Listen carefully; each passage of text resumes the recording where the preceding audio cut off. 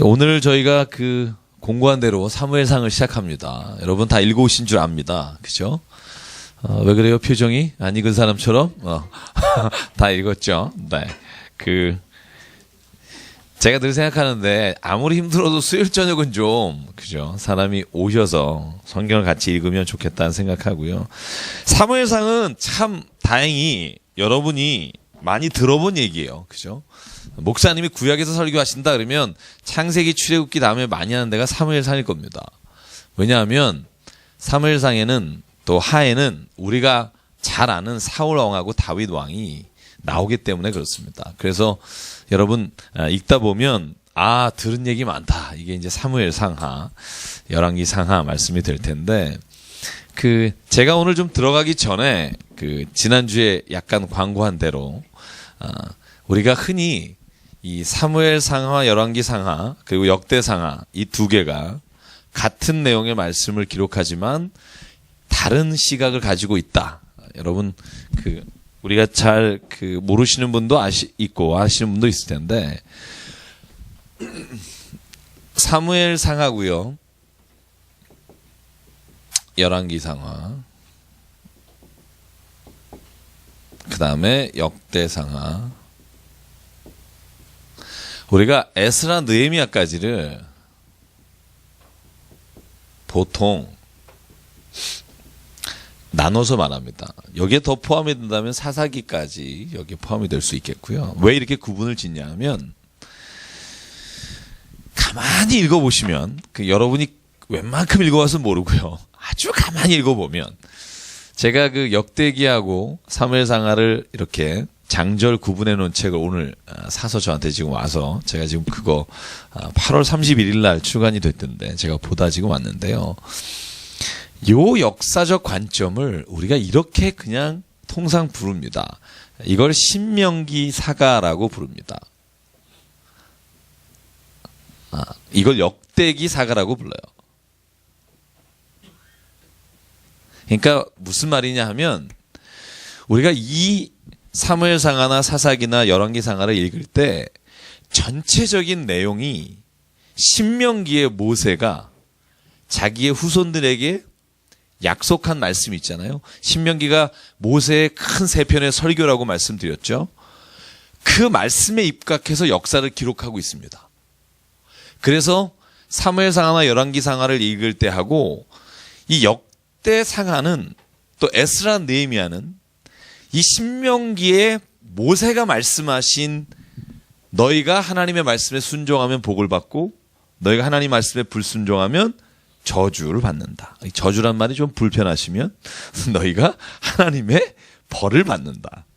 자, 그 역사적 관점을 가지고 기록해서 사사기가 기가 막히게 12명의 사사를 그죠? 하나님 앞에 범죄하고 이방 민족이 이스라엘을 침략하면 하나님께 회개하면 하나님이 사사를 세워주셔서 하나님이 구원해 주시고 살만하면 또 죄를 짓고 이방신을 섬기다가 또 이방의 민족이 쳐들어오면 여러분 이 사이클이 이 신명기 사가의 대표적인 사이클인데 확연하게 보여주는 게 사사기입니다. 그리고 사무엘상하, 열왕기상하가 거기에 나와 있는 하나의 역사적인 시각을 가지고 기록해 놓았습니다. 왜 이걸 정확히 알 수 있냐면요. 이 역대상하에는 사무엘상하에 나와 있는 똑같은 본문에 빼먹은 것들이 참 많습니다. 우리가 나중에 이렇게 비교해서 읽다 보면 사무엘상은 31장까지잖아요. 사무엘상은 대표적으로 누가 나오죠? 주인공은 주로 사무엘과 사울입니다.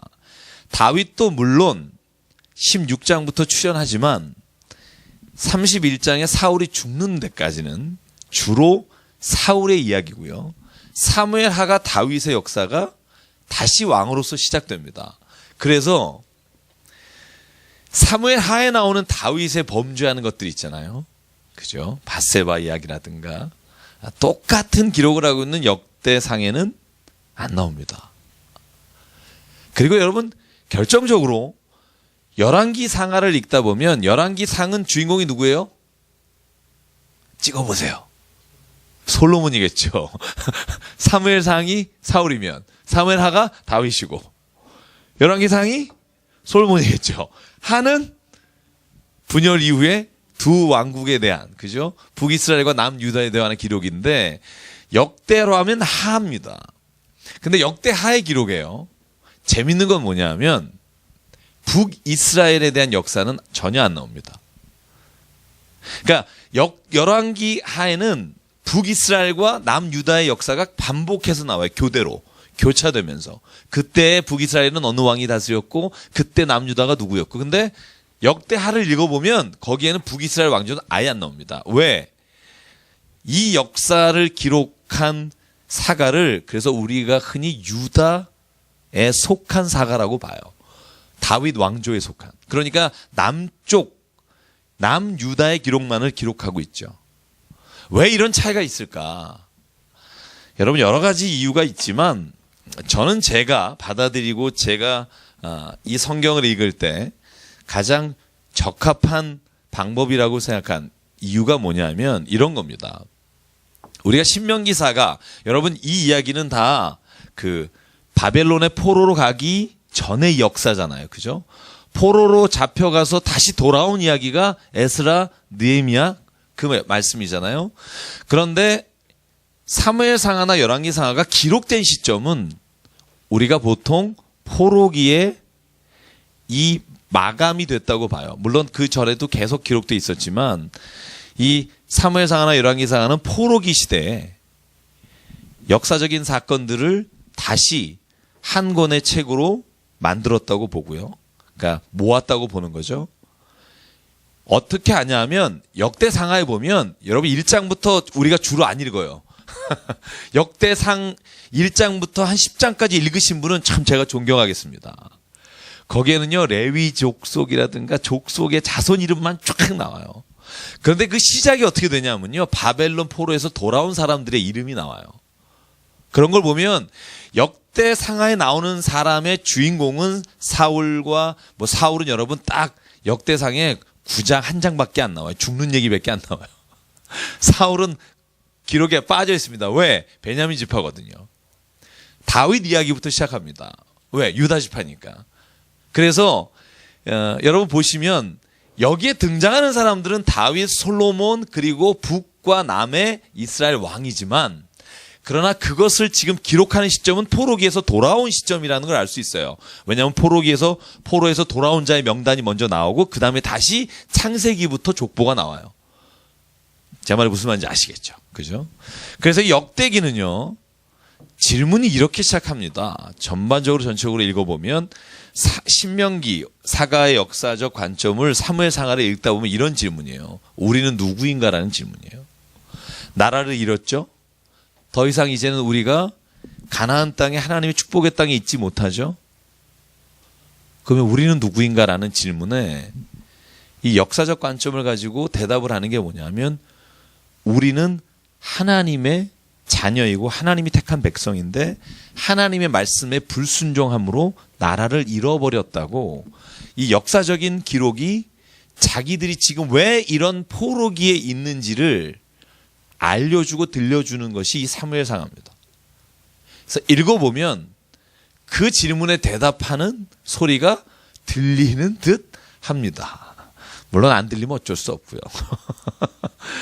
역대기는요, 우리가 흔히 이렇게 말해요. 포로기에서 돌아온 이후에 이제 성전을 지었다가 파괴가 되잖아요. 그리고 다시 와서 여러분 성벽을 건축하고 성전을 짓잖아요. 15년 동안. 그 성전을 지면서 이 역사의 기록에 어떤 질문들이 있냐면 우리는 하나님의 공동체로서 무엇이 우리를 하나로 만들어 주는가 하는 질문입니다. 우리가 어떻게 이스라엘 백성이라고 말할 수 있는가? 다 흩어져 있는데. 왜냐하면 여러분 예루살렘이나 이스라엘로 돌아온 사람은요 바벨론 포로 이후에 극히 일부입니다. 다 돌아온 게 아닙니다. 다 흩어지고 그 땅에 돌아온 사람들은 스룹바벨이라든가 에스라라든가 같이 올라온 사람들은 몇만 명밖에 안 됩니다. 그러니까 이렇게 다 흩어져 있는 이스라엘, 우리가 어떻게 그러면 하나의 공동체라고 말할 수 있는가? 거기에 대한 대답이 뭐냐 하면 역대상하는 이렇게 말합니다. 우리는 예배 공동체다. 우리는 주께 예배하는 성전 공동체다. 그래서 역대상하의 중심은 뭐냐면요, 다윗과 솔로몬이 하나님의 성전을 짓는 겁니다. 그리고 이스라엘 백성은 이제 가나안 땅에 있는 공동체가 아니라 예배 공동체가 되는 겁니다. 어디에 있든지 우리는 예배 공동체다. 그래서 역대상하에 나오는 역대기사가의 기록의 관점은 하나님의 성전에 있습니다. 여러분 읽다 보면 그것이 드러납니다. 그래서 역사의 시작과 역사의 관점이 남유다에 있습니다. 왜? 예루살렘 성전이 남유다에 있습니다. 북이스라엘은 실로나 이 지역이 위에 있지만 남쪽은 그렇게 있습니다. 그래서 여러분 이걸 나중에 제가 이제 사무엘 하 가게 되면 역대상하고 비교해서 이렇게 같이 계속 읽을 겁니다. 오늘은 역대상 9장과 사무엘상 9장이 아주 그래도 딱 사울에 관한 이야기로 딱 맞나요. 그래서 그 몇 절 차이가 이스라엘 족보, 그러니까는 역대상에요 9장에 사울의 족보를 굉장히 길게 써놓고요. 사무엘상에는요 사울의 족보가 딱 4대밖에 안 나와요. 기스의 아들 사울이잖아요. 그 위만 나오는데 역대상 9장에는요 그 위까지 나와요. 쫙 나옵니다. 왜냐하면 베냐민 지파의 족보가 역대상에는 전체 다 기록되어 있기 때문에. 그래서 저는요 성경 읽으면 재밌습니다. 제가 늘 말하지만 저는 성경보다 더 재미있는 책이 정말 저에게는 없고요. 그러니까 하나님의 말씀을 읽다 보면 야 이게 참 사람을 통해서 기록한 것이지만 하나님이 기가 막히게 우리에게 주시려고 준비하신 것이다라는 걸 깨달을 수밖에 없고요. 자, 이제 제가 인트로덕션으로 이런 얘기를 드리고요. 그러면 사무엘상은 31장까지인데 사무엘상은 3개로 딱 나눌 수 있어요. 간단합니다. 그죠? 어떻게 나눌 수 있느냐? 1장부터 8장까지예요. 1장부터 8장까지 누가 주인공일 것 같아요? 사무엘이겠죠? 그죠? 그 다음에 9장부터 15장까지 누굴까요? 사울입니다. 이제 16장부터 31장 굉장히 긴데요. 이 10장부터 31장까지가 사울과 다윗이 교차해서 나오지만 중심은 누구냐면 다윗입니다.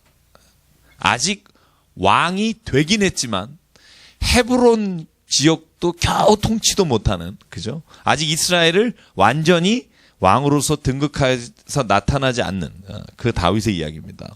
왜냐하면 사무엘상 22장에 여러분 잘 아시다시피 아둘람 굴에 도망다니는 얘기가 22장까지 계속 되거든요.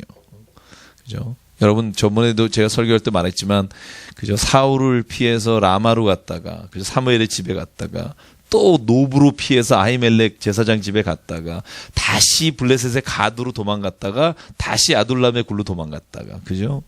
그렇게 도망가기를 10여 년입니다. 16살이나 7살에 기름 부음 받았지만 왕이 된 거는 30이 넘어서 그죠? 그러니까 잘 보시면 다윗이 참 그렇게 유쾌하게 인생을 산 건 아니에요. 그 고난의 시간이 마치 요셉은 몇 년 동안 감옥에 있었죠?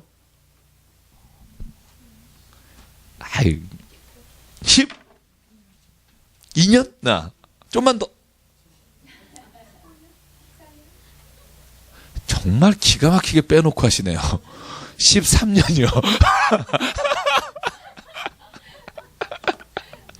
17에 팔려가서 30에 이집트의 총리가 되잖아요. 그죠? 나중에 말씀드리겠지만 이 사무엘이 몇 살에 은퇴하느냐, 은퇴하는 장면이 나와요. 8장에 은퇴하는 장면이 나오는데 몇 살에 은퇴했을까?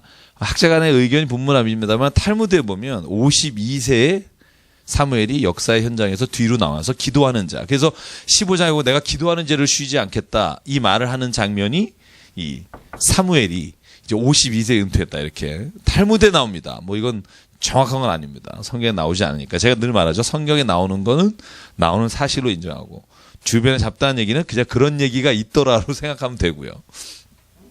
자, 그래서 오늘은 제가 지금 계획으로는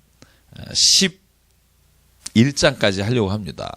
늘 마음은 그렇게 가지만 뭐 우리가 항상 말하지만 우리 방송국의 사정에 따라 텔레비전도 바뀌는데 그죠? 우리도 오늘 뭐 기분에 따라 좀 바꾸겠습니다. 그죠? 사람이 조금 오면 분위기도 좋은 것 같아요. 그죠? 집중도가 좀 그죠? 훨씬 좋네요. 그죠? 자, 오늘 1장부터 나갈 텐데요. 여러분 1장부터 다 읽어오셨으니까 오늘 저하고 스토리텔링 할게요. 쭉 읽진 않겠고요. 제가 여러분하고 필요한 것들만 나눠보도록 하겠습니다.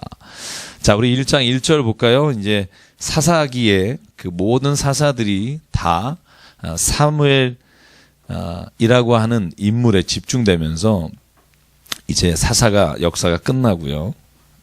자, 이제 1절부터 어디까지 읽냐면 우리 1, 2절만 같이 읽을게요. 시작만 읽어보죠. 시작.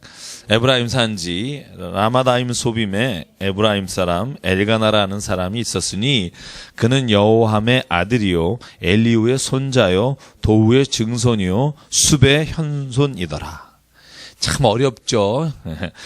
2절. 그에게 두 아내가 있었으니 한 사람의 이름은 한나요 한 사람의 이름은 분인나라. 분인나에게는 자식이 있고 한나에게는 자식이 없었더라. 자, 이제 이게 상황입니다. 자, 여러분 성경의 지금 시작은 엘가나라고 하는 사람입니다. 엘가나. 보면은 이 사람은 굉장히 유명한 사람이었던 것 같아요. 그죠? 보통 4대까지 이름이 잘 안 나와요. 역대상 6장 1절에 보면 이 족보가 나옵니다. 역대상 6장 1절에 가만히 읽어보면 거기에는 근데요 이름이 조금씩 다릅니다. 여러분 성경을요 읽다가 어머 야 이름이 달라 이러지 마세요. 히브리어는요 우리가 이제 히브리어 배웠잖아요. 목요일마다 히브리어 배우잖아요. 그러면 요드라든가 이 점 하나를 잘못 옮겨 놓으면 완전히 다른 단어가 되고요. 그 다음에 숫자도 마찬가지예요. 왜 알렙 베트 키멜 달렛 이게 1, 2, 3, 4, 5, 6이에요. 그래서 여러분 그 베세메스에서 그 법궤를 열어서 사람이 보고 죽었다. 그 인원이 몇 명이라고 나와요? 5만 70명이라고 나와요. 근데 5만은 가로쳐 있어요. 70 써 있고. 5만은 어떤 사본에는 5만이라는 단어가 있는데 요들을 다른 단어로 살짝 잘못 쓰면 그 숫자가 나오는데 5만 70명은 불가능해요. 사본에 있으니까 성경에 써놓는 제가 이건 꼭 얘기해야 돼요. 성경이 얼마나 정확한 줄 아세요? 저는 성경이 사람들이 막 뭐라고 말하지만 여러분 5만 70명이에요. 그리고 모든 학자들이 5만 70명 일리는 없다고 확신해요. 왜냐하면 예루살렘이요 가장 왕성해서 정말 인구가 많았을 때가 7만 명이에요. 근데 베세메스라는 조그만 동네에 5만 명이 있을 수가 없어요. 근데 사본에 있으면 가로치고 넣어요. 저는 그래서 성경이요. 때로는 사람들에게 이것 때문에 오해받을 수 있지만 저는 그렇기 때문에 우리가 성경을 하나님의 말씀이라고 우리가 믿고 나갈 수 있다고 생각해요. 사람의 혹 실수가 있었을지 모르니까 가로를 치고 5만 70명이라고 생각하는 사람은 절대 없습니다. 우리 김진상 목사님한테 물어봤더니 절대 불가능해요. 그때 인구 많은 게 마을에 몇천 명이면 많은 거예요. 근데 가로치고 써놔요. 여러분 항상 그래요. 그러니까 저는 이렇게 보면 이 벳세메스에서 여러분 5만 70명이 죽었더라. 뭐 이런 기록처럼 오늘 요 이름이 제가 비교해 봤더니 역대상 6장 1절에 엘리후의 이름이 엘리압이라고 나오고요. 손자요 도후가 나핫이라고 나오고 또 다른 말씀에 도아라고 나오고요. 숲의 현손이더라에서 여기가 소베라고 나와요.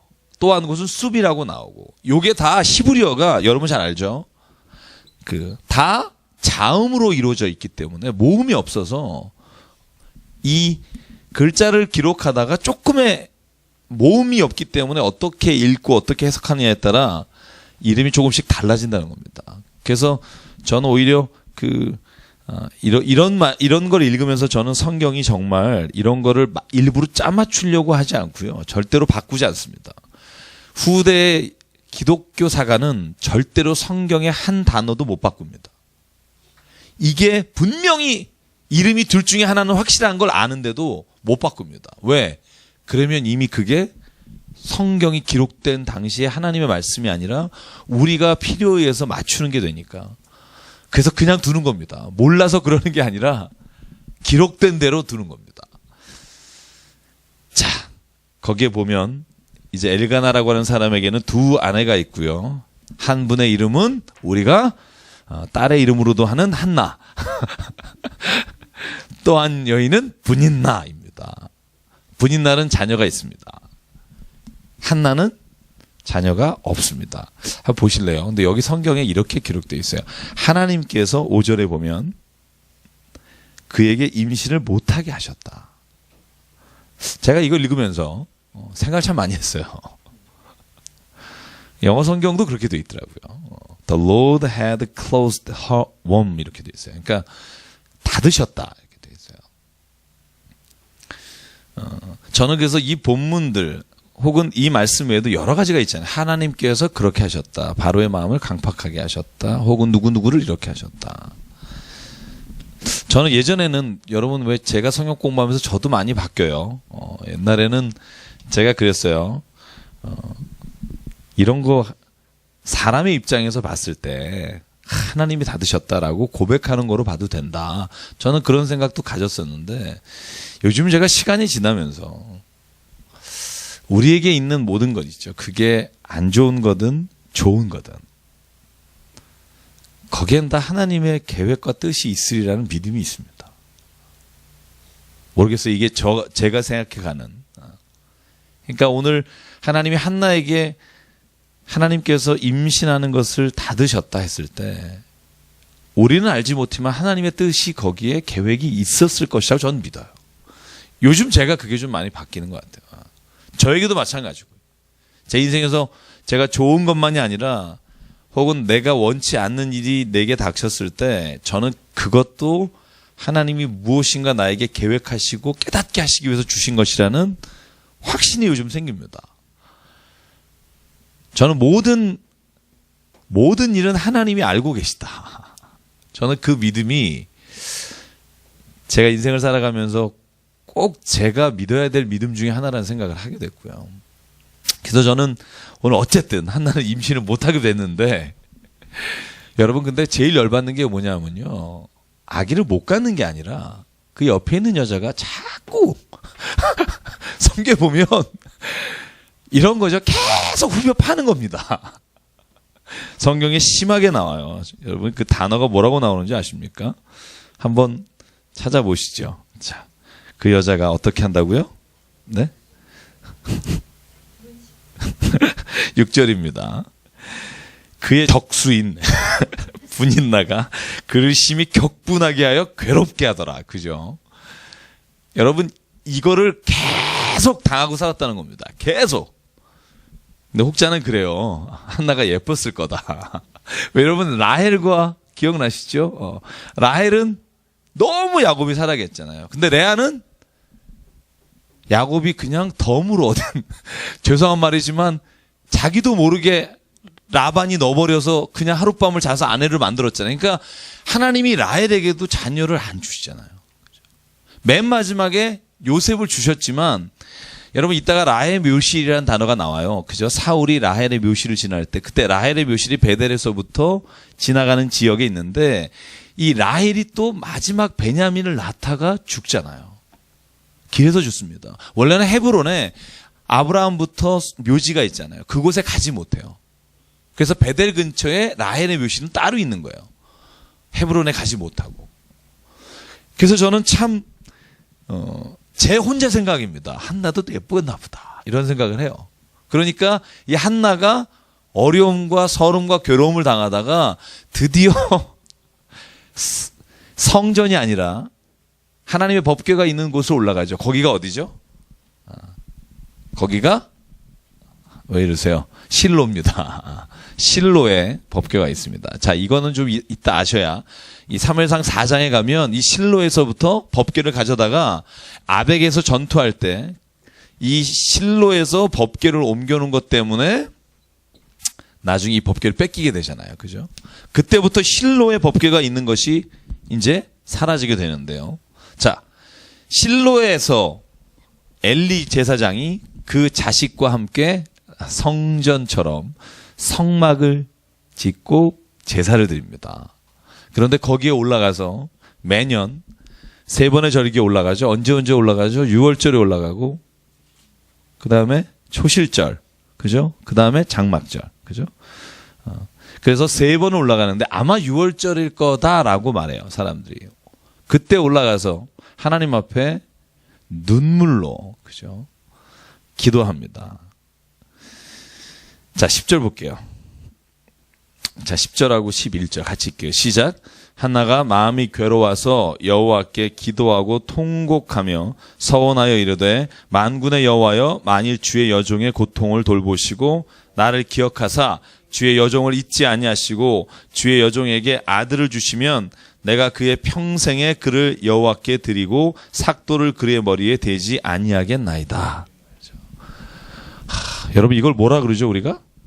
서원이라 그래요. 서원. 여러분, 혹시 우리 사사기에서 기억나세요? 여러분, 이제 좀 왔다 갔다 해야 됩니다. 우리가 이제 성경을 좀 이 정도 봤으면. 사사기 19장에 보면 누가 나오죠? 13장이죠. 누가 나오죠? 삼손이 나옵니다. 그죠? 삼손도 그 엄마 마노이가 자식을 못 낳죠. 그죠? 그래서 어떻게 돼요? 나시린이 되죠. 기억나시죠? 그죠? 여보세요? 네. 나시린이 돼요. 그런데 그 나시린이 됐을 때 여기하고 뭐가 달라요? 사사기 13장하고 오늘 사무엘상 1장하고 둘 다 엄마가 서원, 그죠? 아들을 나시린이 되는데 소위 뭐가 달라요? 차이점을 느낄 수 있겠어요? 오, 야, 집사님 역시 강락 강북을 뛰시더니 사사기 13장에는요, 하나님의 사자가 마노에게 나타나서 네가 임신할 건데 그 아들을 바쳐라라고 그래요. 그리고 그에게 머리를 자르지 말고 포도주를 입에 못 대게 해라. 근데 오늘은 임신하기 전에 한나가 하나님께 서원하는 거예요. 아들을 주시면 제가 그 아들을 주께 바치겠습니다.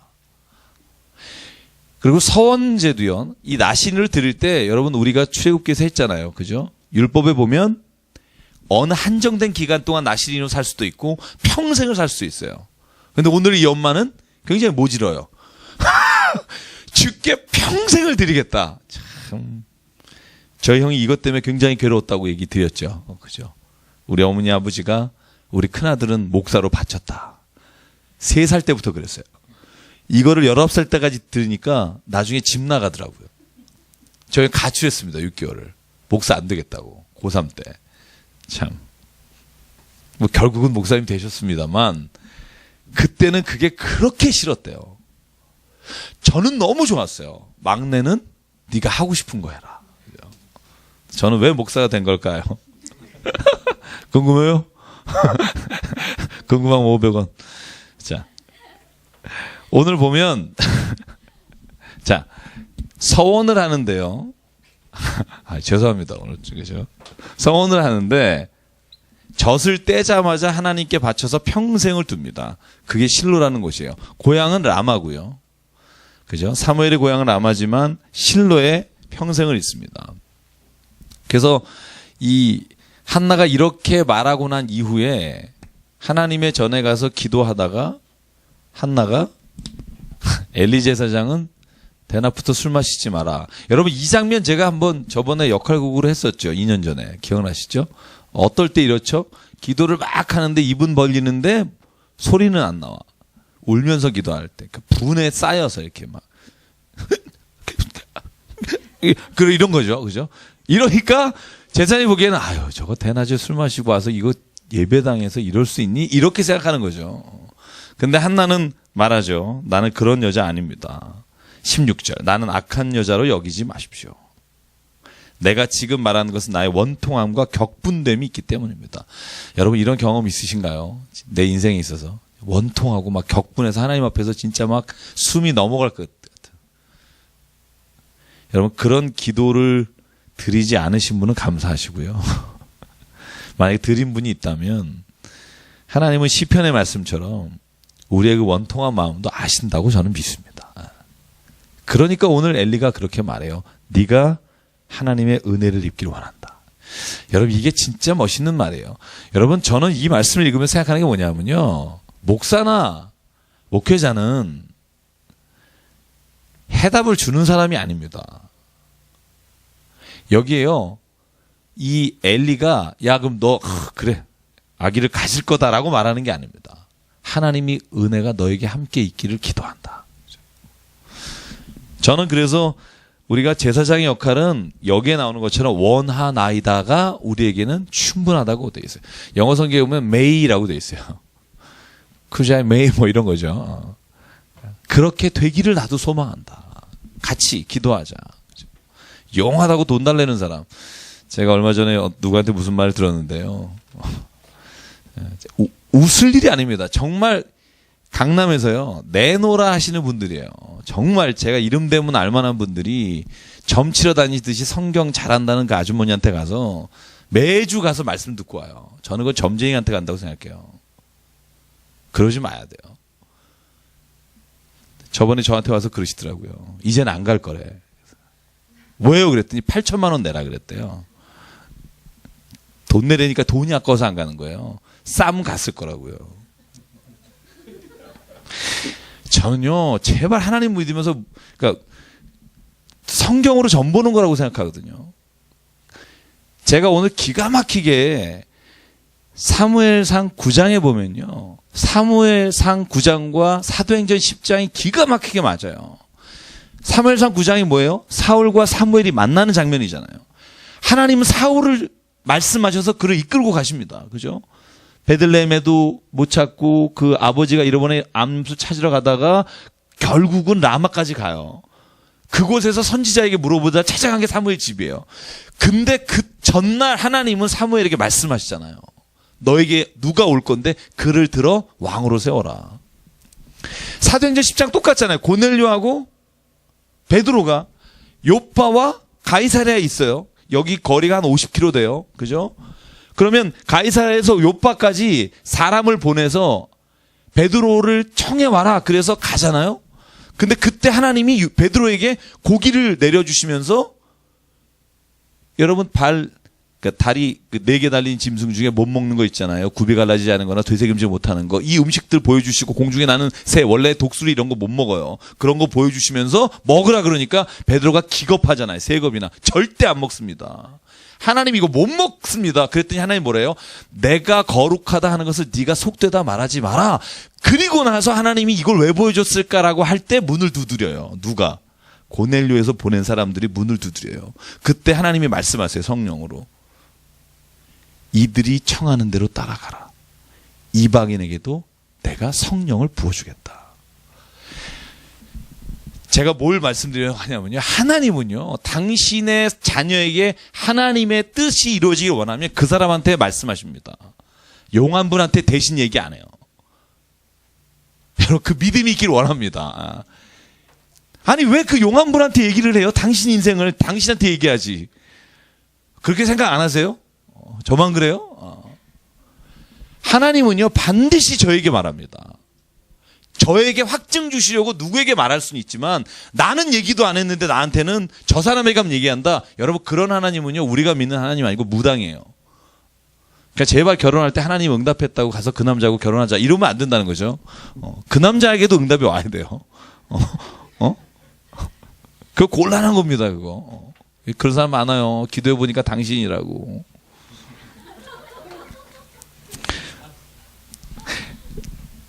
그래서 혼돈하는 거예요. 내 생각과 하나님의 생각을 혼돈해요. 내가 그 남자가 좋거나 그 여자가 좋으니까 하나님이 야 계속 이렇게 기도할 때마다 그 여자 떠오르게 하니까 이 여자구나라고 내가 나에게 말씀하셨다고 생각하지만 그건 이제 자기의 감정과 자기의 생각이 거기에 빠져서 그런 거예요.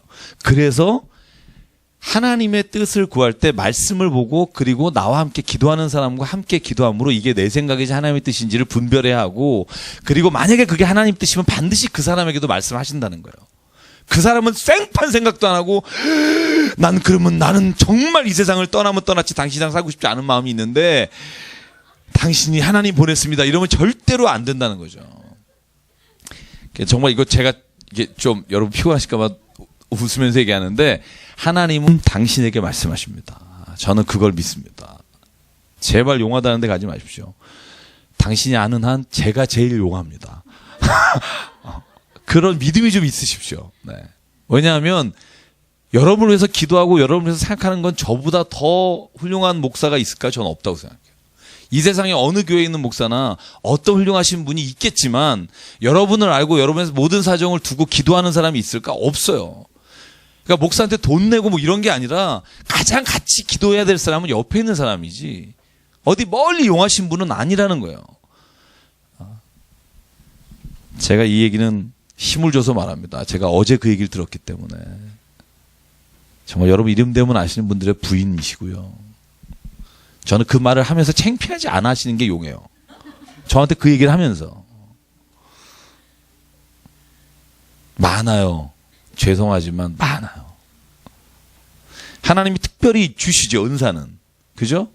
예언의 은사 주시고 방언의 은사 주시고 치유의 은사 주시죠. 근데 그렇게 하면 그게 예언의 은사가 아니라니까요. 절대 성경의 예언은 그딴 거 아니라니까요. 네가 어디를 가라든가 뭐 동쪽으로 가면 기인이 있다든가 이건 예언 아닙니다. 그거는 무당짓이지. 성경은요 예언이 딱 하나라니까요. 하나님이 성경에서 말씀하신 것을 내가 그 사람의 말을 들어가면서 하나님이 이 일을 기뻐하십니다라고 말하는 거지. 자자자자자자 기도해보자. 그래 그 사람 만나서 사업 잘 될 거다. 여러분 이건요 뭐 여기 있는 사람은 또 그럴 분도 없어요. 제가 보니까 돈이 없어요. 자 넘어갑시다. 이제 너무 길면 안 돼요. 그래서 사무엘을 드립니다. 네. 드립니다. 그리고 오늘 19절부터 쭉 보면 이 한나라는 여인이 얼마나 독한 사람인지 알게 돼요. 남편하고 같이 이 제사에 올라가지 않고 그 아이가 젖될 때까지 데리고 있다가 마지막 24절에 보면 숫소 3마리와 밀가루 1에바와 포도주 1가죽 부대를 가지고 올라가요. 작정한 거예요. 아예 내가 거기서 하나님께 제사 드리고 아들 두고 오는 거예요. 여러분 이 아들이 어떻게 얻은 아들이에요? 눈물과 통곡으로 얻은 아들이잖아요. 근데 드려요. 이 믿음이 우리에게 있으면 참 좋겠습니다. 제가 좋아하는 말씀 중에 하나가 이거예요. 여호와께서 그를 생각하신지라. 19절의 말씀. 하나님 우리를 생각하십니다. 제가 어저께 너무 정신이 하얗고 머리가 하얀 상태에서 설교를 해가지고 제가 빼먹은 게 있어요. 되게 안타까운 거 하나가 있는데 제가 절두산에 가면 그 양화진에 거기가 그 대원군 때 1만 명이 순교한 곳이잖아요. 지하에 내려가는 입구에 이렇게 액자가 있고 글귀가 있어요. 이렇게 써 있습니다. 그리스도는 당신만을 믿습니다. 이 생뚱맞아요 좀. 내려가는데 그리스도는 당신만을 믿습니다. 근데 이게 아마 김수환 추기경께서 말씀했다고 얘기를 하더라고요. 근데 가만히 읽고 생각해보고 그러다가 제가 이재철 목사님이 쓰신 내게 있는 것이라는 책을 제가 지난 한 주간 읽으면서 그 이야기가 나오더라고요. 거기서 목회하시잖아요. 그 뜻이 이 뜻이더라고요. 우리는 하나님 믿습니다. 하나님 믿습니다. 그러는데 하나님은 당신을 믿습니다. 그리스도는 당신을 믿습니다. 그러니까 나는 네가 변하지 않을 줄 믿는다. 나는 네가 신앙의 길에서 벗어나지 않을 줄 믿는다. 하나님은 우리를 믿고 계십니다. 그게 순교자의 무덤에 내려갈 때 그리스도는 당신만을 믿습니다. 그 글귀가 써 있더라고요. 그래서 제가 오늘 읽으면서 생각해요. 하나님은 우리를 생각하십니다. 그리고 우리가 하나님을 생각하시기를 원하십니다. 늘 어떤 순간에 힘들 때나 좋을 때나 그죠? 제가 늘 말씀드리잖아요. 우리가 하나님 믿습니다 하지만 하나님이 진짜 원하는 건 하나님이 우리를 믿고 있다는 것을 우리가 알기를 원하신다. 절대로 우리가 하나님 안에서 변하지 않을 거라는 거. 그걸 하나님 믿고 계십니다. 여러분 하나님이 기억하시고 생각하시니까 오늘 사무엘이라는 아들을 얻고요. 사무엘이라는 아들을 모질게 데려가서 엘리 제사장에게 놓고 내려옵니다. 자, 그게 오늘 1장이고요. 2장을 가겠습니다. 한나의 기도입니다. 여러분이 어머님들의 기도라고 흔히 말합니다. 그죠? 그래서 여러분 이 기도는요, 우리가 그 모세의 찬가 있잖아요. 그죠? 모세가 홍해를 건넜을 때 출애굽기 15장에 미디암 찬가와 모세 찬가가 나와요. 그죠? 성경에 보면 하나님이 행하신 일을 체험한 사람들이 늘 뭐 있냐면 하나님을 향해서 찬양했어요. 아마 이 찬가도 노래가 있는 곡조였을 겁니다. 그런데 지금은 그 곡이 어떻게 됐는지 모르죠. 그죠? 예, 저는 이거 읽으면서 이번에 그 마리아 찬가가 있어요. 누가 보면. 그죠? 아시죠? 잉태한 이후에 마리아 찬가랑 너무나 비슷해요. 한번 조금만 읽어볼게요. 제가 시간은 다 3절까지만 읽을게요. 1절부터 시작. 한나가 기도하여 이르되 내 마음이 여호와로 말미암아 즐거워하며 내 뿔이 여호와로 말미암아 높아졌으며 내 입이 내 원수들을 향하여 크게 열렸으니 이는 내가 주의 구원으로 말미암아 기뻐함이니이다.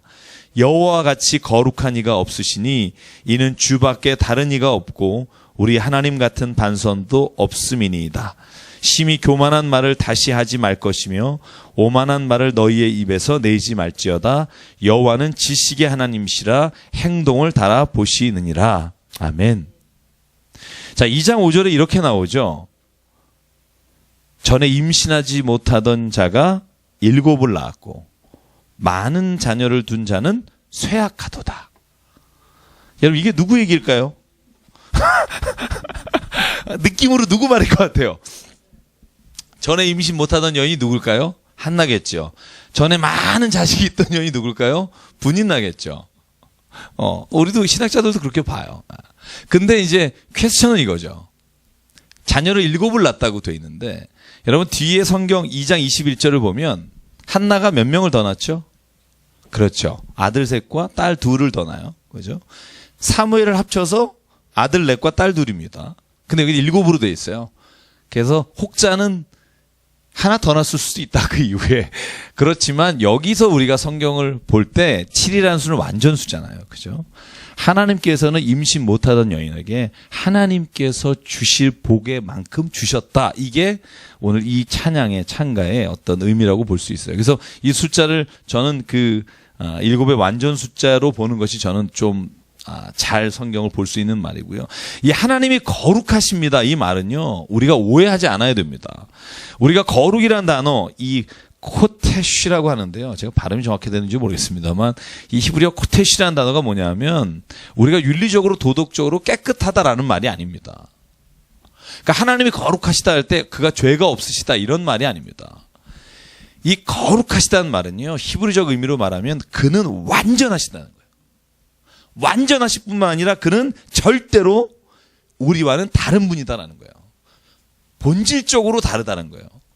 그래서 사람에겐 절대 거룩이라는 단어 안 쓰잖아요. 이단 빼고는. 이단들은 할지 모르겠습니다만 이단을 제외하고는 절대로 그렇게 하지 않습니다. 그러니까 보십시오. 오늘 성경에 보면 이 한나도 하나님이 자녀를 선물로 주시고 하나님께 찬가를 높이시는데 저는 6절, 7절이 저에게 제가 요번에 읽으면서 참 저의 마음에 왔던 구절입니다. 여러분도 그런 구절 있으면 얘기해 주세요. 같이 읽을게요. 시작. 여호와는 죽이기도 하시고 살리기도 하시고 스올에 내리기도 하시고 거기에서 올리기도 하시는도다. 여호와는 가난하게도 하시고 부하게도 하시고 낮추기도 하시고 높이기도 하시는도다. 아멘. 전 하나님이 이렇게 하실 수 있는 분인 줄 믿습니다. 그러니까 그분 앞에 우리가 할 수 있는 건 그분을 높여드리는 것밖에 없다. 그분을 존귀하게 여기는 것밖에 없다. 이런 생각을 하고요. 자, 이제 제가 그 2장하고 3장을 넘어갈 때 엘리의 집안 얘기를 할게요. 이제 여기를 보실래요? 엘리에게요, 두 아들이 있습니다. 그죠? 이제는 좀 우리가 알죠? 누구죠? 홈리와, 정말 성경에 몇 번 안 나오는 사람인데. 이거 이제 하도 들어서, 그죠? 홈리와 비나스. 왜 우리가 외우죠? 굉장히 안 좋은 표본입니다. 절대 제사장은 이러면 안 된다 하는 표본이 이쪽 친구들이에요. 가장 나쁜 행실이 뭐죠? 두 가지 중에 하나는 사환을 시켜서 제사 드릴 음식을 미리 삼지창으로 긁어서 고기를 띄어내요. 심지어는 고기를 구우면 삶을 땐 삼치창이 되지만 구우면 삼치창 줘봤자 안 뜯기잖아요. 그럴 때 성경 읽으시면 뭐라고 돼 있죠? 그 제사 드는 사람한테 가서 야, 너 있잖아, 굽기 전에 좀 생거를 줘라. 목회자가 취해지면 이렇게 되는 겁니다. 그죠?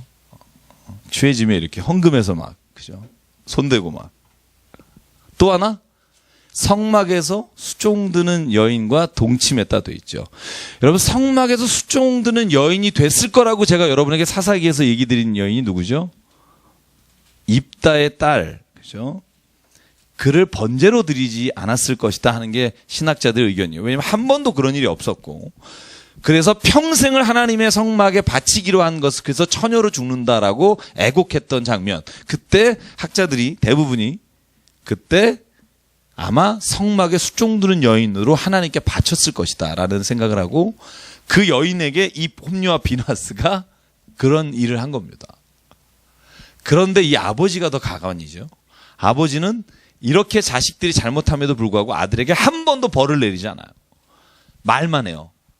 너 이러면 안 되지 않냐. 생각해봐라. 이거 이게 하나님 좋아하시겠니? 그랬더니 성경에 뭐라고 나와요? 홈리와 비나스가 그 말을 무시하더라. 부모가요, 신앙적인 모범을 보이지 않으면 자녀가 무시해요. 저는 이런 경험이 있어요. 참, 제가 창피한 얘기지만, 제가, 하나, 너 왜 성경 안 읽어?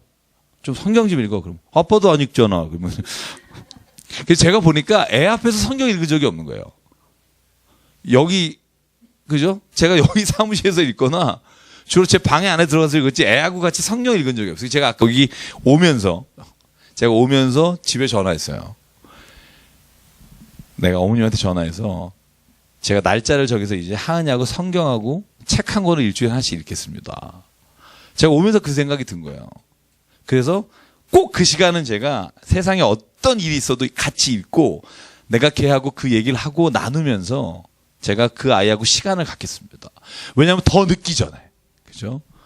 우리 전종훈 집사님 이제 애가 얼마 안 남았는데 그렇게 하실 거라고 생각해요. 저는 전 집사님은. 그죠? 네.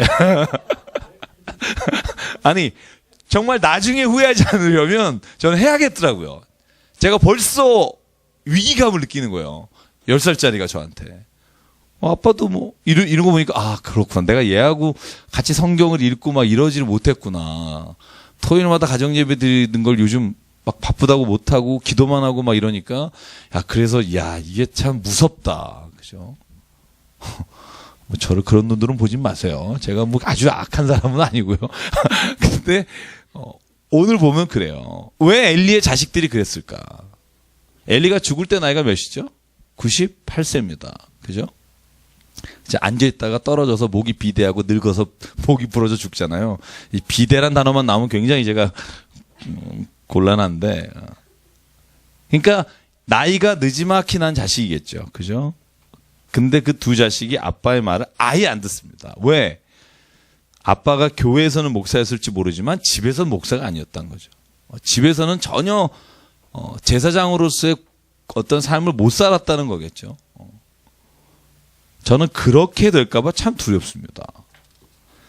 그래서 제일 중요한 신앙은 저는 가정에서의 신앙이라고 생각해요.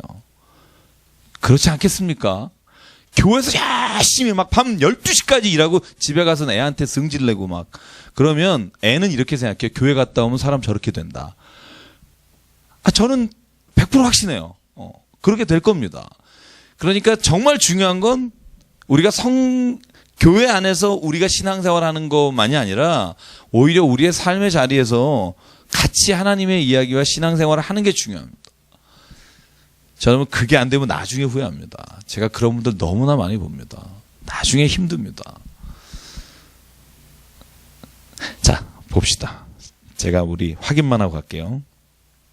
자, 15절. 2장 15절에 제가 말씀드린 태우기 전에 날 것을 달라고 가서 떼쓰질 않나. 16절에 못 준다니까 억지로 뺏어서 가질 않나. 이게 한 짓이고요. 그 다음에 사무엘은 완전히 반대의 일을 합니다. 18절부터 보면 세마포 에봇을 입었습니다. 여러분 보십시오. 대제사장이 입는 에봇과 일반 제사장과 그죠? 이런 사무엘이 입는 에봇은 다릅니다. 대제사장이 입는 에봇은요. 으리으리하게 12개의 진주, 보석이 박혀 있고 막 이런 거고요. 그 외에 일반 제사장과 일반 성막에서 일하는 사람이 에봇이 일반 에봇이라고 말하는데 그건 그렇게 화려하지 않습니다. 세마포로 돼 있는 에봇입니다. 여러분 그렇게 사무엘은 성전에서 하나님 앞에 성막 앞에서 일을 합니다.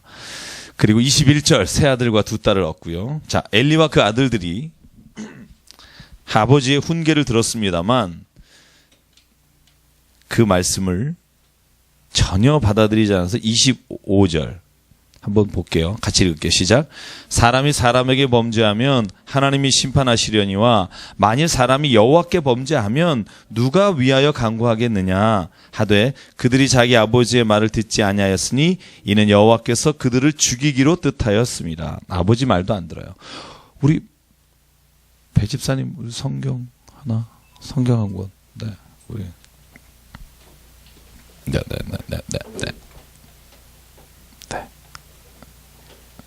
사무엘상 2장 22절입니다. 그러니까 자 2장 27절과 3장 1절에 하나님께서 두 사람에게 또 보여줘요. 그죠? 보십시오. 하나님의 사람이 엘리에게 와서 그에게 이르되 엘리에게 말합니다. 너는 너의 아들들을 행실을 바로 하지 못했고 자, 제가 제일 중요하게 보는 게 30절입니다. 30절만 읽을게요. 시작. 그러므로 이스라엘의 하나님 나 여호와가 말하노라 내가 전에 내 집과 내 조상의 집이 내 앞에 영원히 행하리라 하였으나 이제 나 여호와가 말하노니 결단코 그렇게 하지 아니하리라.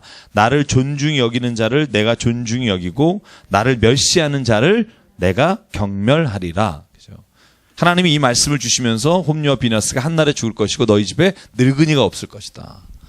저는 이게 이루어지잖아요. 사무엘상 4장에. 안타까운 일이지만 네. 그 일이 일어납니다. 여러분 근데 기억나세요?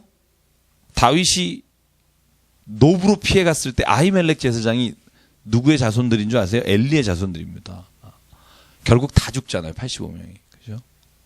그래서 어떻게 보면 거기에 그런 본문들이 안 나오고 그냥 제가 생각나서 본문을 찾아봤더니 그렇더라고요. 그래서 제가 보면 참 하나님은 하나님을 존중히 여기고 하나님을 높여드리기를 기뻐하시는 분이시다. 자, 그래서 3장 1절에 사무엘에게 또 말씀하세요. 똑같은 이야기. 무슨 이야기죠? 엘리 집안이 이렇게 될 것이다. 그죠? 사무엘이 벌벌 떨고 엘리에게 말을 못하니까 엘리가 말을 하라 그러잖아요. 그래서 그 말을 그 엘리 제사장에 해줬더니 엘리는 그 말을 듣고 이제 그것이 이루어지리라고 생각은 하고 있습니다. 자, 넘어갈게요. 할 얘기는 많지만. 4장. 자, 4장에 보면요. 이제 굉장히 중요한 얘기입니다. 뭐 어떤 의미에서 중요하냐면 자, 사무엘상 4장은요. 우리가 신앙생활에 있어서 여러분 창세기부터 많이 반복된 내용 중에 하나인데요. 하나님이 진짜 우리에게 원하는 믿음이 뭘까라는 것이 저는 4장, 5장, 6장까지 나와 있다고 생각해요. 자, 저하고 이제 그냥 같이 다 읽어오셨으니까 3장, 4장이 어떤 내용이냐 하면 전쟁 이야기입니다. 그죠? 누구하고 전쟁하죠? 블레셋과 이스라엘이 전쟁하잖아요. 자, 제가 이제 지도를 좀 그려볼게요. 제가 뭐 그냥 정확하게는 그리지 못하고요. 자, 전쟁을 하는데요. 여기가 이제 베델쯤 되고요. 여기가 아벡이라는 곳이에요. 아벡. 그 옆이 에벤에셀이라고 돼 있어요. 그래서 아벡이라는 곳에는 누가 진을 쳤냐 하면 블레셋이 진을 쳤어요. 아벡. 에벤에셀은 누가 진을 쳤냐 하면 이스라엘이. 그래서 블레셋과 이스라엘이 전쟁의 대치 상황을 하고 있는데 전쟁을 막 해요. 근데 첫 번째 전투의 결과가 어떻게 되냐 하면 이스라엘 백성이 4,000명이 죽어요. 오늘 4장에 보면. 그러니까 홈리와 비나스가 무슨 생각을 하냐면 하나님께 소리를 질러요. 하나님 어떻게 우리에게 이럴 수 있습니까? 그리고 나서 하나님께 소리는 지르는데 기도하지 않아요. 묻지 않아요. 성경의 본문이 이어져 있어요. 왜 이러십니까? 라고 하면서 바로 실로에 가서 법궤를 가져와라. 법궤가 없어서 졌다. 법궤가 있으면 이길 거다. 그리고 법궤를 옮겨와서 전쟁을 나가요. 몇 명 죽는 줄 아세요? 3만 명 죽어요. 아니 하나님의 법궤를 가져왔는데 뭐 이런 거잖아요. 우리가 이제 농담으로 그런 얘기 많이 하잖아요. 그 옛날에 무슨 ON 이런 거 보셨어요? 왜 그 십자가로 이렇게 확 이렇게 하는 거. 그게 무슨 영화죠? 오맨. 그죠. 아멘이 아니라 오맨. 왜 농담으로 십자가 확 졌더니 뭐 나도 요즘 교회 다녀 그러면서 피 빨아먹었다 그러잖아요. 왜 그런 농담 모르시나? 아니 저는 이걸 읽으면서 그 생각이 나요. 예를 들면 이런 거예요. 자, 성경을 좀 더 자세히 보면 이래요. 실로에서 법궤를 갖고 온다는 말을 들은 블레셋이 벌벌벌 떨어요. 그리고 성경에 이렇게 기록되어 있어요. 그들이 이집트에서 구원해내신 하나님의 법궤가 아니냐. 야, 그가 법궤 가지고 우리는 정말 반드시 진다.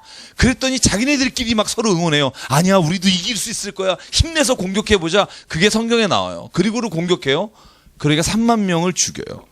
저는 여기서 진짜 깨닫는 게 있어요. 뭔지 아세요? 하나님이 진짜 원하시는 건 하나님의 법궤를 들고 나가 뛰는 게 아니라는 거죠. 뭘 원하실까?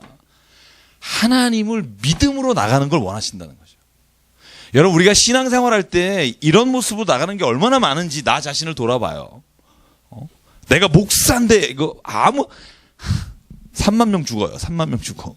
그러니까 뭐 내가 그래도 뭐 교회에서 뭐 그걸로 나가면요 반드시 집니다. 하나님은 소자의 아주 약한 그 어린아이라도 믿음으로 나가는 자를 통해 역사하신다는 거예요.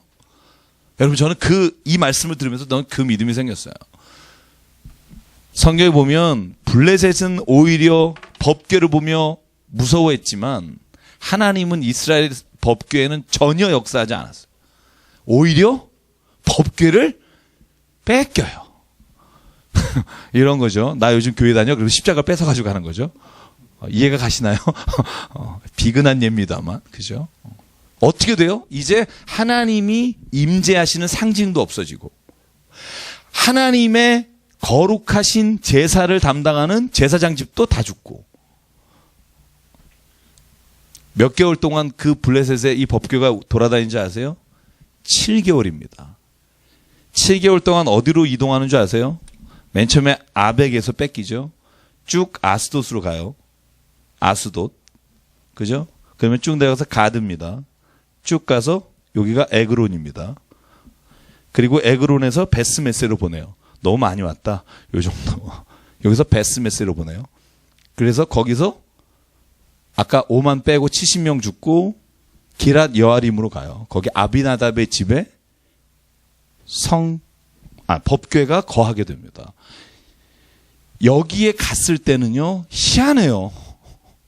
저는 너무 재밌는 게 뭐냐면, 아니, 그렇게 간절히, 옴니와 비나스가 이스라엘 온 백성이 원할 때는 이 법궤가 꼬다는 보리자루 같이 그냥 나무 토막으로 있어요. 전쟁 때. 3만 명이 죽어도 가만히 계시다가, 이 아스돗에 가니까 다곤 신상 앞에 놓으니까 다곤 신상이 넘어져서 자빠지질 않나. 야야 우연히 그랬을 거야. 다음날 보니까 목 부러지고 손 부러지고. 그러니까 야 이거 이상한데. 그러니까 독종이 돌아요. 그래서 옮기는 거잖아요. 무슨 얘네들이 무슨 서로 토스하는 게 아니라 이거 참 흉물이다. 옮기니까 가드에서도 똑같이 독종이 나타나서 죽어요. 아스도 똑같이. 에그론도 똑같이. 그러니까 이제는 방법이 하나밖에 없죠. 주인한테 돌려주자는 겁니다. 진짜 이스라엘 백성이 원할 때는 법궤는 아무 말도 안 하다가 이방 민족에 들어가서는 법궤가 하나님의 능력이 나타나요. 그 이유가 뭘까? 이스라엘 백성이 하나님의 법궤를 가지고 갔으나 거기에는 하나님은 계시지 않았다는 거죠. 제가 어제 시티에 설교한 것 중에 그거잖아요. 그죠? 가나안 땅으로 너넨 가라. 나는 안 올라간다. 그랬을 때 창세기 33장에 출애굽기 33장에 모세가 말하기를 하나님이 안 가시면 나도 안 갑니다. 그게 저는 믿음이라고 생각해요. 실은 이 법궤의 능력이 있는 게 아니라 법궤가 하나님의 믿음의 자녀들의 손에 주어졌을 때 그것이 능력이 되는 겁니다. 저는 그것이 오늘 이 4장, 5장, 6장을 통해서 하나님 우리에게 보라고 하시는 거라고 생각해요. 여러분 그걸 보기를 원합니다. 그것만 우리가 알면 우리의 삶의 자리에서 진짜 하나님 같은 것들을 보는 게 아니라 하나님을 보기를 원하고 하나님을 진정으로 내 삶에서 모시고 살기를 기뻐하는 사람. 여러분 그게 오늘 성경에서 보여주신 일이고 21절에 슬픈 일이 나오죠. 비느하스의 아내가 아기를 낳습니다. 아버지는 죽었고 이름을 이가봇이라. 하나님의 영광이 떠났다. 그죠? 그래서 엘리는요 사사라고 나와 있어요. 그죠? 제사장이면서 사사였다. 사사가 죽었다라고 돼 있고 그때부터 누가 사사가 되고 제사장이 되느냐? 사무엘이에요. 그러니까 사무엘은 무슨 집 하겠어요? 대충 감이 오죠? 레위 집 하겠죠? 레위 집 하겠죠? 그죠? 당연하겠죠? 네. 원래 그 엘리 제사장은 비느하스, 여러분 알겠지만 그 아론의 아들 중에 비느하스가 있고 이다말이 있죠. long time ago 우리가 그런 얘기를 했었어요. 그죠? 그래서 비느하스가 여러분 기억나실 거예요. 성막에서 성물을 담당했었던 사람. 그래서 항상 이동할 때 성물은 누가 했냐면 비느하스와 그죠? 그 사람이 성물을 다뤘고 이다말은 그 옆에 장막을 그죠? 가만히 보면 제가 빼먹이 많습니다만 홈리는 이다말의 자손입니다. 그래서 실제로는 그 비느하스의 자손의 계열은 아니었지만 어쨌든 하여간 비참하게 이렇게 인생을 마무리할 때 그때 하나님은 그 사무엘을 준비시키신다는 거죠. 제가 그 6장만 볼까요? 6장 한번 볼게요. 오늘 하여간 8장까지밖에 못할 것 같다는 생각이 드네요. 갑자기. 네. 자, 6장에 보시면 자, 보시죠. 6장에 보면 이제 법궤가 돌아와서 돌아오는 과정이 좀 있어요. 그죠? 여러분 이 과정을 우리가 뭐 다 외우자 그런 게 아니라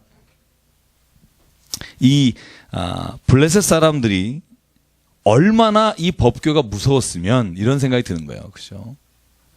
암소 2마리예요. 새끼를 지금 막 난. 그럼 제가 여러분 기억나세요? 이 본문 가지고 제가 작년에 설교했었습니다. 사무엘상 1장부터 15장까지 설교하다 제가 멈췄어요. 왜? 맨 구약만 한다 그래가지고 내 주일 증언은 내가 그러면 제목 설교를 하겠다. 이렇게 제가 바꿨어요. 왜냐하면 또 내가 생각해보니까 세교 때 교회 처음 오신 분인데 계속 구약만 하니까 그래서 제가 주일 설교를 사무엘상 15장에서 여러분은 모르게 잠깐 접었어요. 그리고 지금은 주일에는 제목 설교를 가고 있어요. 원래 강해서 계속 했잖아요. 마가복음부터 고린도전서까지. 그런 사유가 있었습니다. 근데 그때 제가 무슨 말씀을 드렸냐 하면 이 블레셋 사람들이 이 술에 담아서 보낼 때 암송아지를 썼다는 거예요. 새끼를 낳았어요. 자, 제가 요거 하나만 보려고 그래요. 여기 단어 2개만 주목해 보고 싶어요. 그 단어가 뭐냐 하면 by chance라는 영어인데 우연이냐 6장 9절. 제가 여기다 이거 묵상하면서 써놓은 게 그거예요. 우연인가 하나님이 하신 일인가. In his hand라고 되어 있어요. 영어 성경 in his hand or by chance. 재밌어요. 그걸 어떻게 하냐 하면 암소 2마리예요. 지금 막 새끼 난 거예요. 그러면 봐봐요. 아까 말했죠. 여기가 지금 에그론이에요. 그 앞에 벳세메스예요. 벳세메스는 이스라엘 지역이에요. 에그론은 블레셋 지역이에요. 자, 보세요. 수레를 이 2마리가 끌어가게 해요. 그리고 법궤를 얻어갖고 거기에 뭘 넣었어요? 상자 하나를 넣었어요. 그 박스 안에 뭘 넣었어요? 금 독종 5개와 금 쥐 5개를 만들어 놔서 이걸 말하자면 이스라엘에게 미안하다고 보내는 거예요. 하나님에게 죄송하다고. 보내는데 암송아지의 특징이 뭐냐 하면 새끼가 뒤에 있는 거예요. 울고 있어요. 이 소리를 들으면 이 직선으로 된 벳세메스로 가는 길에 에그론에서 가다가 이걸 그 새끼가 우는 소리를 들으면서도 만약에 이 길을 직진으로 쭉 간다면 이건 우연이 아니다. 하나님이 하신 것이다. 근데 만약에 얘가 우는 소리 듣고 확 뒤돌아오거나 갈팡질팡한다 그러면 이거 성경에 뭐라고 되어 있습니까? 자, 6장 9절 같이 읽을게요. 시작. 보고 있다가 만일 교회가 그 본 지역길로 올라가서 벳세메스로 가면 이 큰 재앙은 그가 우리에게 내린 것이요 그렇지 아니하면 우리를 친 것이 그의 손이 아니요 우연히 당한 것인 줄 알리라 하니라. 여러분, 우리도 이런 경우 있지 않아요? 죄송합니다. 저는 요즘이면 치실 텐데 이런 생각 들 때 없으세요? 요즘에 한번 마실 것 같은데 그러면서 이렇게 생각하죠. 아니, 아직은 아닌가 보다. 이게 그냥 계속 되면 괜찮은 거고 혼자 그렇게 생각할 때 있어요. 그죠? 죄송합니다. 저만 그러나 우리 교회는 참 다 저보다 훌륭하셔서 저는 이걸 보면서 그 생각했어요. 뭐냐면 야, 가끔 나도 이런 생각하고 있구나. 그러니까 하나님을 저울질하는 거죠. 요렇게 하면 하나님이 그냥 내가 하는 걸 무마하시는 거고, 요렇게 하시면 하나님이 이거 진짜 아셨구나, 이렇게 내가 포기하겠다, 이런 마음 가지고 그냥 내가 지금 하고 있는 삶에 대해서 계속 하나님 앞에 저울질하는 경우. 저는 오늘 블레셋 사람처럼 그때도 하나님이 이 암소가 뒤돌아오지 않고 벳세메스로 직진해 가듯이 우리에게도 그걸 보여주시겠지만, 그러나 저는 믿음이 있는 사람이라면 하나님의 것으로 저울질하지 않는 것이 좋겠다. 저는 그 생각해요. 참 힘들겠지만 그냥 하나님이 원하시는 것을 알면 내가 그것을 이렇게 그럴까 아닐까를 시험하는 자리에 가지 않으면 참 좋겠다. 왜냐하면 이제는 좀 그만뒀으면 좋겠다. 지금까지 했다면 이제는 그냥 하나님을 믿고 나갔으면 참 좋겠다. 원래 벳세메스라는 단어가 이 벳이라고 하는 게 집이잖아요. 벳엘 그러면 하나님의 집이고, 이 벳세메스 그러면 태양의 집입니다. 무슨 어디 소설책 같기도 하고, 이 태양의 집인데, 그래서 원래 이 자리가 이방인의 태양신을 모셨던 곳이었다고도 알려져 있고요. 그러니까 상징적이지만 이 예루살렘에서 서쪽으로 22km 정도 떨어져 있습니다. 그러니까 이 지중해 쪽에 가깝죠. 그래서 이 땅은요, 제사장 성읍으로 지정된 유다 지파의 땅입니다. 특이하죠. 에브라임 산지는 다 에브라임 지파가 있어야 되는데 여기는 제사장 지파가 있는 유다 지파의 땅입니다. 그래서 이곳에 블레셋이 이 법궤를 보냈다는 것도 그런 의미를 가지고 있지 않을까라는 생각을 가지고요. 6장 19절에 보면 제가 아까 말씀드린 5만 가로치고 70명이라는 단어가 나옵니다. 성경에 이 위에 가로친 경우 있고 긴 경우에는 밑으로 빼는 경우 있습니다. 그래서 34절 없음 해놓고 맨 밑에 어느 사본에는 하고 기록이 되어 있는 건 긴 문장을 어느 사본에는 추가한 경우가 있습니다. 극히 많지는 않지만. 그래서 이 벳세메스에서 법궤를 여러분 법궤를 열어보는 건요, 그냥 하나님이 막 오늘 기분 나빠서 그런 게 아니라 민수기 6장에 보면요, 민수기 4장인가 하나님의 법궤를 들여다보지 말라고 돼 있어요. 절대로 들여다보면 4장 5절 6절일 겁니다. 찾아볼까요? 저도 괜히 또 여러분 집에 가서 찾아왔는데 없으면 또 이제 그 목사님 말을 믿으면 안 되겠다 막 이런 얘기를 하시면서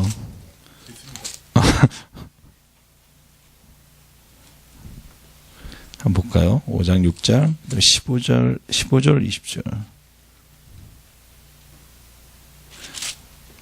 한번 볼게요. 저도 지금 볼게요. 시작.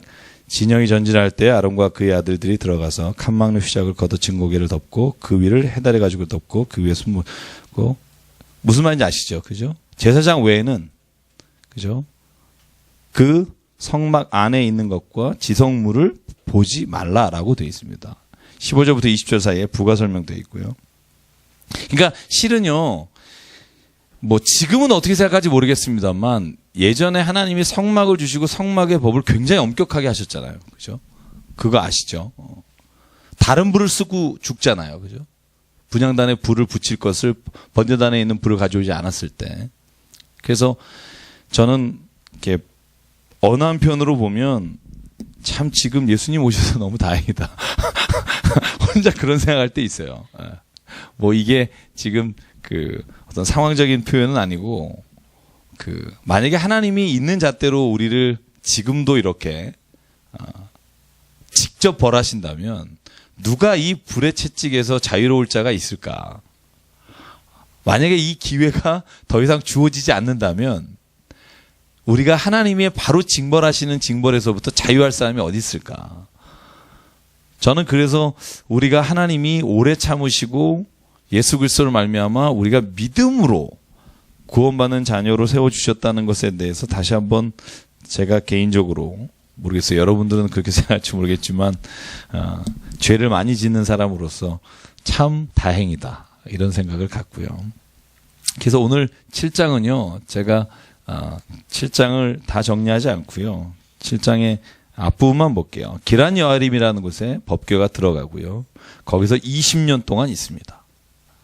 근데 이거 20년이 여러분 다윗이 나중에 법궤가 돌아왔을 때 바지가 내려가는 줄도 모르고 춤췄던 20년은 아닙니다. 왜냐하면 지금부터 그 다윗이 시기까지 70년 정도가 있기 때문에 아마 이 20년이라는 건 오늘 7장에 사무엘이 미스바에 모여서 회개하기 전까지의 20년일 거다라고 생각하게 됩니다.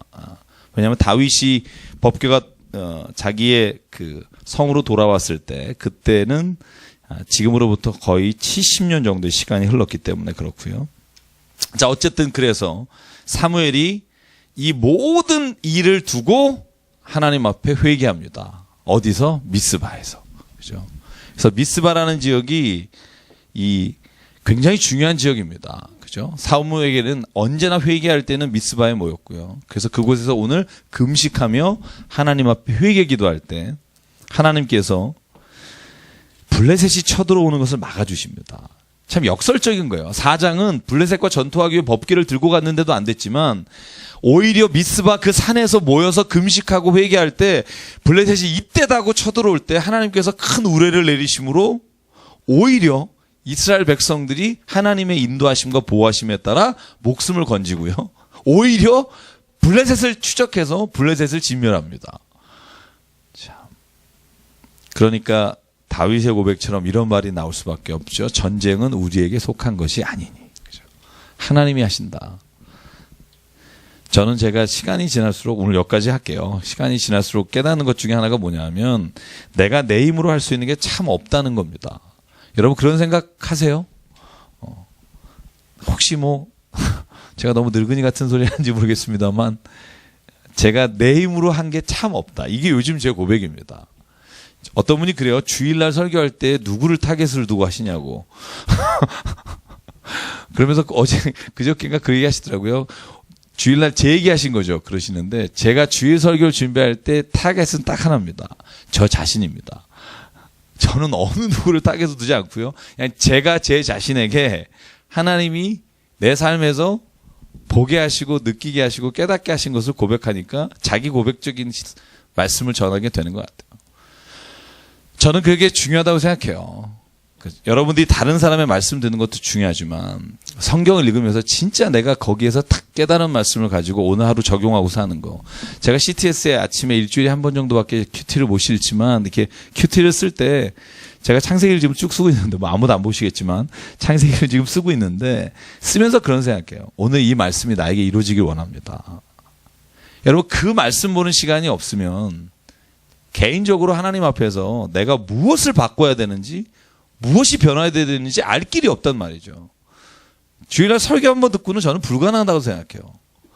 말씀을 자기가 읽고 그 말씀 가운데서 내가 깨닫는 게 있어야 저는 그 일이 가능하다고 보고요. 그래서 여러분 오늘 이렇게 많이 못 오셔서 너무 좋은데요. 오늘 이 자리에 여기까지 한번 성경을 그냥 당일이라도 읽고 오시면 제가 얘기하는 게 훨씬 더 같이 얘기를 좀 했으면 좋겠어요. 저는 소원이 같이 해보는 거. 언제쯤이면 같이 할 수 있을까 그런 생각하는데 그래도 오늘 제가 여러분이 같이 호응하신 거 보고 너무 기분이 좋고요. 하여간 하나님 말씀 이제 제가 7장부터 제가 다음 주는 24장까지인가 생각하고 있어요. 그래서 사무엘 상하가 원래요 한 권의 책이었습니다.